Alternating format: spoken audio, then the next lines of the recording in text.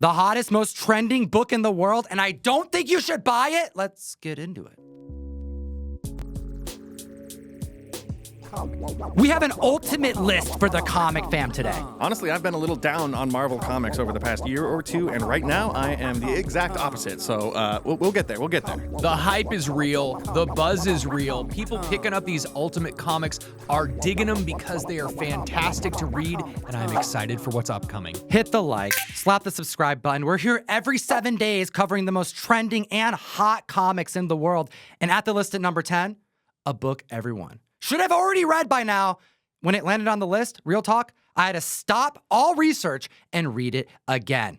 We have Superman Red Sun to discuss. $15 average sales, $60 for a set of Raw 3, and we had a sale back in November for only $82 for a CGC 9.8. I have a sneaking suspicion because there's a 500% increase in copies sold that when a new 9.8 hits the market, it's going to go for much more than that. One of the first Elseworld stories came out in 2003, possibly one of the greatest things Mark Millar ever wrote. And it takes the Superman narrative and flips it around. We have Kal-El crash landing not in America, but Soviet Russia, and becoming a dictator of sorts. Yeah, it's a really cool exploration of all of the patriotic elements of Superman's story that we've had, ever since he was created a century ago, right? All of the American way, propaganda sort of stuff. Takes that, flips it on its head, puts it in Russia, gives you a cool 3-issue story. You get Batman in one of the funny Russian hats. That's kind of worth the price of admission in and of itself. But it's on the list this week because we did have an interview with director Matthew Vaughn, kind of hypothesizing how it would be cool to see a Superman Red Sun movie starring Henry Cavill. Which I don't think is going to happen. I don't see this ever hitting the big screen. They tried to do this with the animated film. They changed the ending. Wasn't a fan of that. And it caused a lot of political strife in Russia when it came out. They were doing news broadcasts saying that this was propaganda coming from the Americas and that it was going to corrupt their youth, Frederick Wortham style. Next on the list, at number 9, we're going to get to it in a sec. We got to tell you about the best comic app in existence. That app, of course, is Key Collector Comics. That is where we source all of this information from. Every single week, they put out a list of the 20 trending comics, and we take that list and cut it in half. We pick 10 of those, make this video from those 10. And if you want to get a head start on those books, you can always try the app for yourself. Use code TOM101 for a free 2-week version of the paid app and get ahead of us. Support the show, and let's take a look at Scout Comics at number 9. Another one just got optioned, and it's super cheap. We are here at number 9 on the list from Scout Comics, West Moon Chronicle, number 1. This is a recent book from 2022. We're seeing about $8 average sales for a raw book. However, there was a metal version that sold for $50 and a $20 Virgin sale that we also just saw. A 550% increase in copies sold, and since the Metal and the Virgin were limited, that's why we're seeing a premium, but you can still go over to scoutcomics.com and purchase this for cover price. So don't go crazy. Don't pay too much money, because again, this is another one of these Scout comics that has been optioned. They've been making the list a lot lately with these books. Big congratulations to writer Frank Kim, who has a great story behind how this comic even came to be. It's about the Korean folklore Dokkaebi. It's like a goblin that has ties to wood sticks. When you see a dead tree on the ground, that's like a former goblin that was slayed, and that's what they convert to when they're conquered. And Frank Kim is an actor who wrote this as a script for a movie. He tried to sell it, and it didn't win any awards, but one of the different things he sent it to actually got picked up through Scout Comics, and it was like a submit it, and you can win a chance to make your script a comic book. Scout liked it so much that they expanded it from a one-shot to a 3-issue series. It getting picked up is well-deserved. That is a really cool way to kind of bring this thing full circle. It started as a movie, it became a comic, and now it potentially will be made into a movie or a show. We don't know yet, but it's exciting, and I'm proud of you, Frank. Good job. Number 8 on the list is Daredevil 227. I can't help but think that seeing Karen Page and Foggy Nelson in shot with Charlie Cox walking the street has got people looking at books that feature Karen Page that have been spec'd on in recent past. Days of Future Past? I digress. We have Daredevil 227 hitting $20 average sales, 9/8 hitting $200. This is Kingpin discovering Daredevil's identity. A 160% increase in copies sold this week, but kind of tread lightly on this one because we know Daredevil's coming back, and we may loosely have a little bit of the plot from this book in the show, but like with Secret Invasion, or I don't know, the first time they said Avengers Assemble, or the first time we saw, Captain America holding Mjolnir. These are not necessarily books that are long-term specs. They're popular because they show up in a television series or a movie, but really aren't like long-term. Although, something kind of interesting, we may actually have seen our first glimpse of Bullseye. I agree with you, Russ. Tread lightly on this book, but it's awesome. Everyone's got to read it, just like they need to read number 7 and everything that's happening in Ghost Machine. We have Geiger 80-page giant issue number 1. This came out in 2022, hitting $8 average sales. You can get a 9.8 for cost, 28, $30. But I think it's spiking because it's a spec on a character that was debuted, yes, over a year ago. But because of the one-shot Ghost Machine has the entire community re-looking at all of the stuff that Jeff Johns had ties to. I finally got my hands on this Ghost Machine one-shot and gave it a shot, if you will. And yeah, it's exciting. It's really cool. I've been a fan of Geiger from the beginning when Jeff Johns first started this series. I think in 2021. We actually talked about it on the channel back then. And ever since then, you've got Junkyard Joe that was added to the mix, one of my favorite comics of the last couple years. And then Redcoat is another character Jeff Johns is introducing in this entire shared unnamed universe he's building over there. Redcoat is a soldier from the Revolutionary War who somehow becomes immortal and just fights a whole bunch of various historical figures through time. We get a little glimpse of his origin story inside the Ghost Machine one-shot, but it's mostly a setup tease for his upcoming solo series, Redcoat #1, which starts in April. Which brings us to number 6 on the list, but you need to join the mystery mail call. This month is going to be insane. We have a Virgin variant going out to every single member by E.M. Gist. Vengeance of Moon Knight. There's a new Fist of Khonshu, and we're sending it to you this very month. And that's not all. I teamed up with Trinity Comics and got my hands on Avengers Twilight #1. Stay tuned, because we're going to talk about this book. It's trending. And it's a Peach Momoko trade dress cover. Everybody's getting it. ComicTom101.com to support what we do. And we'll send you some funny books. You know who else is on this list? Is Peach Momoko. Whoa, the foreshadowing. Number 6 on the list is not any of those things. Amazing Spider-Man, issue number 210, the first appearance of Madam Web. We're going to roll with that one. This book won't go off the list. It's been on like Hot 10, Trending 10, week and out. And it's like the movie's going to be out in a few days at this point, and we're seeing a 107% increase in copies sold compared to last week, so people are buying this. $110 average sales, but take a look at these numbers, because we've been covering this book every week for what feels like months now. The 9.6, early February, was a $300 book. Now, $355. 9.8, someone got it for almost $700. Recent highs, $800.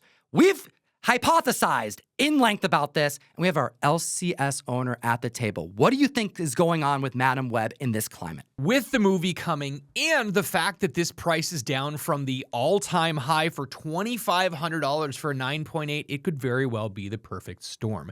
We are now seeing an uptick in copies sold and an uptick in price. And I think that's because we have the people who are speculating on the movie that have lost faith started dumping their books. Well, the collectors that really want high-grade copies of this really big key, they're picking it up. And that's why I think we're seeing the price gradually increase. This book is never going to go below $500 at a 9.8. And realistically, even having it in the $800 range seems suspiciously low. I still think this is probably going to be $1,000 to $1,200 after the dust settles and everything's said and done, regardless of how well attended the movie is. The comic fam who are subscribed to the channel know that when we get to number 5, that's when things start cranking up. It starts getting serious. It starts getting hot. We have X-Men 27, the first appearance of Maystorm, who was featured on this variant cover for the first time, and a character designed and created by none other than Peach Momoko. It says 2023 on this book's number, but that's really late 2023. This book is only a few months old. It's hitting $25 average sales. We saw a 9.8 hit $125 just a few days ago. There's also a Trinity New York City Comic Con exclusive variant of this book. It's also looking pretty cool. But really, this is just Peach Momoko designing a character named Maystorm for a series of covers that came out, all featuring kind of new characters just for fun, really. And then Marvel sort of let her take this Maystorm character and apply her to her upcoming Ultimate X-Men by Peach Momoko that is about to drop, which we are also going to be talking about as we get on this list. A 400% increase in copies sold, largely because, Peach is going to be taking on Ultimate X-Men, but when you have win after win, and we're going to get to it on this list, it provides a level of optimism that you didn't even really need because you knew Peach was going to be all over this. This is what she had to say. I was very surprised, excited, and happy that Marvel allowed me to introduce Mae Storm in Ultimate X-Men. She was only made for the new Champions variant cover program. I really like her design and wanted to tell her story, but I didn't think I could get the opportunity this fast. I love Peach. I'm excited for this book. I don't love X-Men, but I'm gonna read this comic and give it a real shot because the Ultimate stuff has been 2 for 2 so far. Stay tuned. Hey, Tom, we've been doing this list for 6 years now, every single week. And do you remember back in the day when we used to have Red 5 comic books on the list like every single week? Oh my God, coming in at number 4, Afterburn, number 1, from Red 5 Comics. Again, this is a blast from the past for some of you guys that have been watching us forever. This was the company that released a bunch of books that were supposed to be made for like movies, and they wanted to get these optioned, and they were very, very popular, and then pandemic happened and everything kind of slowed down. So it's great to see one of these on the list, and it's because of potential news with Samuel L. Jackson and Dave Bautista. We were seeing $12 average sales and a high raw sale of $40 for a book that, again, nobody was specking on. Afterburn number 1 came out in 2008, post-apocalyptic story that follows treasure hunters in this world that is ripe for the picking. $12 average sales, $40 high raw sales, 2 copies on the census. No one was specking on it, as Russ just said, but now people are, and it's out there. And you're right, Red 5 was one of those.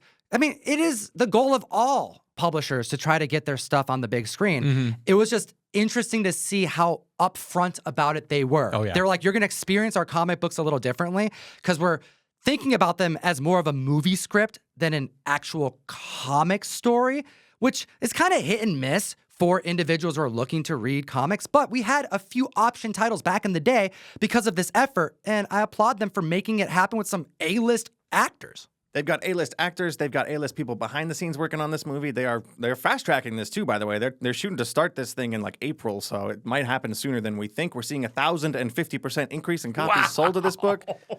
I'm excited. I don't normally go for, big, dumb action movies, quote-unquote, but this will be a cool movie. Anytime there's a comic book attached to any genre that I don't care that much about, I still watch it. And I want to know your thoughts about that in the comments section below. Well, we take you to a book that is, I think, going way under the radar because there's so much going on at Marvel. And I got to give kudos to Marvel for making it happen. I feel like we're in a time that's very similar to years ago when we were covering things like Immortal Hulk and Venom that was starting to take off and then went nuclear. There are a handful of properties that are coming out from Marvel that are so excellent that if people don't know about them now, you're just going to feel like you were late to the game because they're really going places. I could be wrong, but at the list of number 3, it's Chip Zdarsky. I'm probably not. We have Avengers Twilight issue number 2. This is hitting $12 average sales and 9/8 are going for $100. We're seeing 177% increase in copies sold, too. This book is really new, so that number is probably going to go up, I would imagine. This has been a really fun book, and I've been looking forward to issue 2 for a while. It's setting up this kind of dystopian alternate universe. And again, we've been talking about Elseworlds books, and that's in my opinion, that's one of the bigger flaws of Marvel Comics over the years is they just don't have as many Elseworld stories that you can just pick up and read and not have to know what's going on in the main 616 universe. Marvel's a lot to get into. They've never rebooted their timeline. There's no easy jumping in point into the Marvel continuity. I feel like a lot of people who are only familiar with the movies could pick up something like Avengers Twilight and really have a good understanding of what's going on. It's this alternate universe, far future story where some terrorist attack has gone horribly wrong and killed a whole bunch of people. Superheroes are basically no longer a thing. There's this government-sanctioned team of Avengers that's really kind of shady and up to no good. You got Captain America, Luke Cage kind of forming a resistance movement. We're only 2 issues in, but in issue 2, we do get sort of a tease of a Thunderbolts team that may or may not be a thing. I don't want to spoil anything for anybody who hasn't read this, but we do get the first appearance of a new Bullseye in this issue, so that is why this is all the way at number 3 on the list. Interesting. Another shout out to Bullseye. Curious. Number 2 on the list is Ultimate Universe number 1. Ultimate everything is super exciting. And now we have a whole new universe that is emerging and it's popular and it's making a lot of new people get into comic books and people who are maybe off of their weekly pull list jumping back on. Let's just review what is going on with the Ultimate Universe. You have Ultimate Invasion, which is like the setup of the universe. That's 4 issues.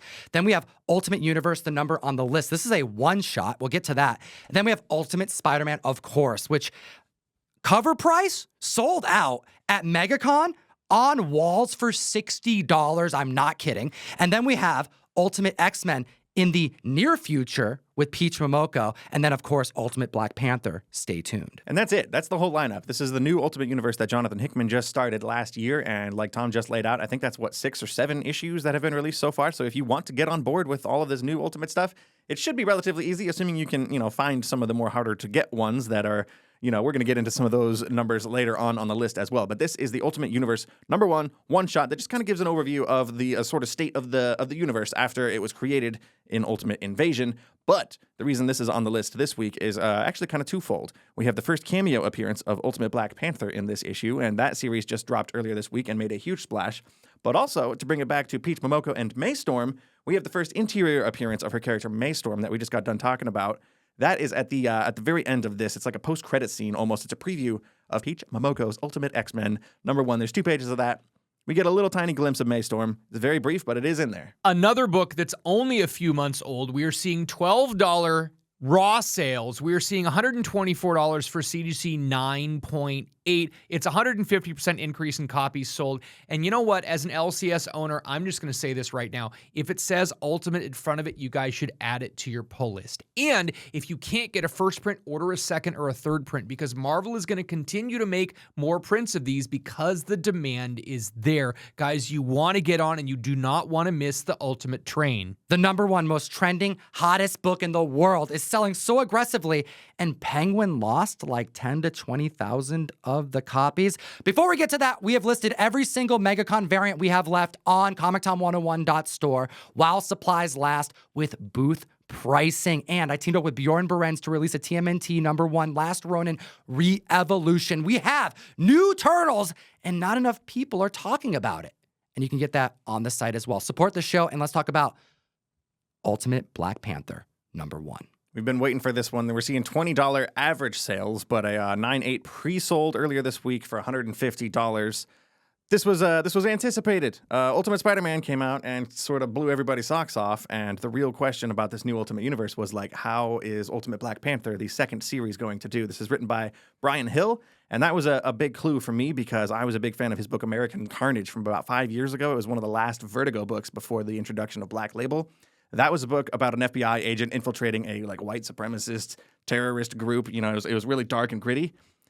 There's some of that same sort of political violence, like thriller edge stuff going into this comic book. Based off of one issue, Ultimate Black Panther, I think deserves all of the hype, and I'm excited. The comic book is outstanding. I think everyone needs to read it, but I don't think you should buy it at these prices. I could be wrong, but the hope is if you're spending, raw sale heights are reaching $40. These are Ultimate Spider-Man #1 numbers, by the way, that these 20,000 copies, these 120 boxes of comic books are not going to be found. And then the print run is going to remain low, and the prices are going to, maintain. And my experience covering this list for 6 years and being part of the comic market as long as I have been, it does happen. Sometimes these books just disappear, and they become inflated for weird reasons. I don't like to spec on that, and I don't recommend members spec on that because it's a recipe for disaster. That's like an entire semi that has just disappeared. We're talking 10 pallets. I do want to throw out here, though, I had not heard anything about there being a shortage, there being anything missing. There's already buzz. People are already talking about it. Regardless of what's happening, the Ultimate Universe is hot, and as an LCS owner, add it to your pull. Buy it at cover price. Get it at your store. Order second and third prints. You want to read this. By the way, cover A is what's on the list because that's what was missing, and that's where all the hype is, and that's what a lot of people want for Ultimate Spider-Man 1. However, there's a Boss Logic cover going way under the radar, and it's selling for less than cover A. That's the one I got. I'm a big fan of that one. I'm also just a big fan of the trade dress overall for these books. They have a really clean look and uniform kind of trade dress, especially on the variants, too. I'm just really, really all in on these Ultimate books, and as somebody who does not like X-Men, I am very much looking forward to whatever Peach has cooking up for us coming up next in the Ultimate Universe. I will say I'm a little disappointed, though, because if there was a Ultimate book that I would have put on the list that ranked on the Trending 20, it wasn't these books. These books had to be there. They put themselves here. These are sales that already happened, then we cover them. This hype makes me interested in picking up Bendis, Ultimate Spider-Man. I am on a reread right now. Ultimate Spider-Man #1, also the white variant, are ones that I would be looking at While everyone is looking at the new stuff and getting hyped up, don't forget about what led us here. Different universe, doesn't matter. We appreciate your time today. As always. Eat responsibly. Enough said.